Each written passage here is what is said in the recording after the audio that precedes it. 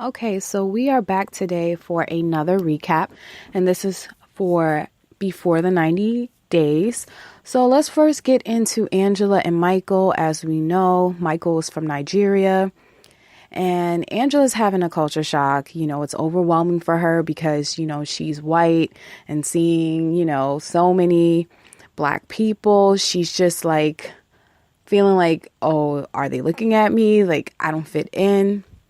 But, she's on a high right now because it was their first night in Nigeria and they had a great night together. And she said he was definitely worth the wait. So today Michael has plans for her. He wants to take her to go shopping in the market, show her African culture, show her African garb. The women wear these African printed dresses, and the men, oftentimes when they're in a relationship, they'll wear matching colors and different things like that. So he really wanted her to experience that. So when he took her to the market, she seemed a little bit uneasy because it was, according to her, it was overwhelming, it was a bit too much. And one of the things that I saw was that she really wanted to smoke cigarettes. And he said he's not really into women who smoke cigarettes. And she, was just defiant about that. And he said it's very important. He feels like women should be submissive. So the fact that she didn't listen to him was a bit bothersome. And then as he's continuing to just, brush that along and just show her all the different dresses, she's just so uninterested. And she's just making it clear to him, look, I'm not African. Like, I don't care. Like, I don't want to wear that. And he's just like, no, I want you to take a look. I want you to see. So he's calling, the sales rep who's there, who's like basically showing all the different displays of different dresses. And she was just not interested, and he was still pushing it on her. And it got to the point where she was just like, look, like, I'm uncomfortable. I don't want to wear something like that. I'm already overweight. And I just feel like me wearing dresses like this is going to make me look even more bigger. So he ended up along the line saying the F word, which is for any person who is BBW or, plus size, the fat word. Yeah, that will get you choked up real quick. But she wasn't happy about that. So that definitely took her over the edge. She was ready to go. She didn't have anything to say. She was just like, well, that's exactly what you meant. You said it because you meant it. And he was just like, I'm so sorry. And he was just, in Africa, they look at women differently. Like, the bigger you are, the more beautiful you are. That means like you have money. So she was just really upset. So next, let's get into Darcy and Jesse.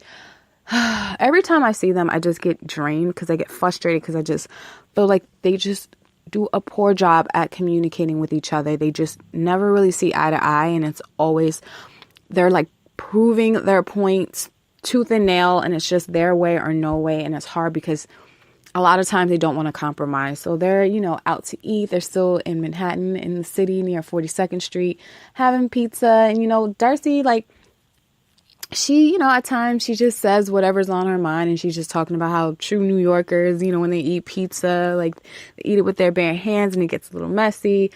And Jesse's just like turning his like nose up to her and just like, no, that's not right. Like, he was just being just very, I don't know what to really like say about Jesse, but I just find that I don't like his personality. I don't like how angry he gets, and I feel like he constantly wants to control and filter Darcy, and it's just a push and pull, situation between them two, and it's just never good. And now it's just to the point where if they can't get their way and they can't be heard, one of them is leaving. So this time around, he leaves. He's like, I'm out of here. She gets upset and she's like, then I'm leaving too. And she ends up going back to the hotel. She's just so upset because she's just like, this whole entire trip, like, all we've been doing is just arguing, and we're just like not happy. But she loves him so much and he loves her so much. So he comes back in the room and he's just like, I'm sorry. Like, I just want you to know, like, I love you. It's just, you know what, I don't even want to talk about this anymore. Like, let's just talk in the morning, and just to make things easier, I'm just going to sleep on the couch. That sent her in tears, and she was just like, I don't want to sleep alone. Like, I want you to sleep with me. So he's just like, I hate brushing things under the rug, but at this point, like, I guess I'll just sleep in the same bed with you. So that next day they decide to leave and they're going to head back to Connecticut, which is where she's from. And she rented an Airbnb because, as we know, she rents a condo with her twin sister and her children. So she just figured, you know what, we still need more time together. And clearly we're having all these issues. Instead of us going home and arguing in front of my family, we need to just be away and hopefully we can figure it out. Now, on this car ride there, I mean, Jesse's just in shock and in amazement, just seeing the change from city life to, in a sense, suburb life, and just seeing the beauty of it. And he's like really excited. He's happy. And he's just like, I would love to move to Connecticut. Like, this is what I love to see. But in the same time, they're both getting aggravated with each other in the car. And they end up arguing then. And it's just too much. Like, they're just both emotional people. And honestly, it's just, they're always going to argue. They're always going to fight. So they already are just heading back to Connecticut with, yet again, another argument. Now, next we have Ricky. He's still waiting around, for Melissa. And, they met the night before and he was just like, let me speak to my cousin. Let me just tell him what happened. And he told him how he waited at the restaurant for over 2 hours. She comes. He really did feel a connection with her, but he did feel like, she just disrespected him by coming so late and just, and at the end of the night, she wanted to kiss him and he didn't want to kiss her. And his cousin was just like, what? Are you crazy? Like, maybe that's probably why now she's not even like contacting you again, because she probably thinks you're weird. And he's just like, no, I just wanted to be a gentleman. But, he tries to reach out to her and like, let's enjoy this together. Like, I traveled this whole way. Like, I want to see you today. She was just like, I'm busy. I'm studying. So literally that whole day went by. She barely even responded back to him.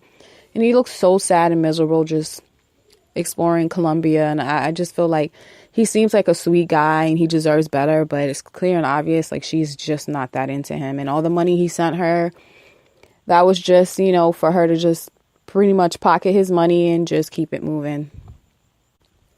Next, we have Tyrek and Hazel, and, she's still a little bit standoffish with him, but she wants to take her time.